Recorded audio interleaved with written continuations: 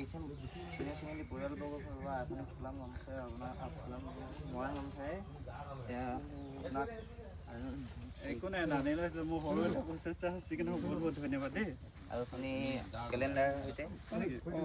স্কুলৰ কেলেণ্ডাৰ ন এই ভাই হৈ গ'ল এটা এই ভাই উঠাম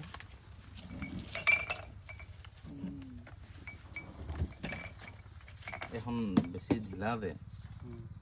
বেছি এটা বিশেষকৈ এতিয়া এই সময়টোত সঁচাকৈ ক'বলৈ গ'লে সেউজীয়া ঘাঁহখিনিৰ বাহিৰে অন্য একো নাই মানে ফল মূলবিলাকো এতিয়া প্ৰায় শেষ হৈ গৈছে তাৰপিছতে এতিয়া ঋতুকালীন শস্যবিলাক আৰম্ভ কৰা হ'ব সেইটো কাৰণে তোমালোকৰ ছাৰহঁতৰ লগতো কেতিয়াবা প্ৰায় কথা বতৰা পতা হয়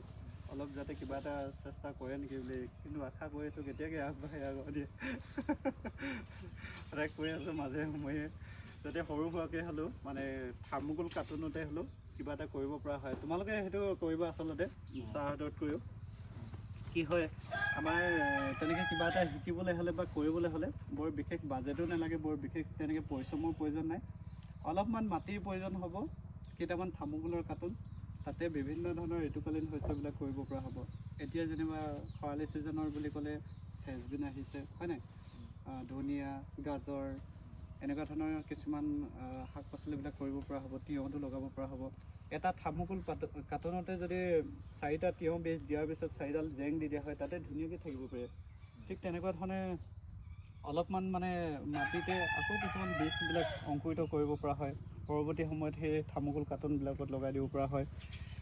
এইখিনি শেষ হোৱাৰ পিছত আকৌ বাৰিষা ছিজনত যেনিবা এটা কাৰ্টুনত 2-এজোপা তেনেকৈ বেঙেনা লগাই দিয়া হ'ল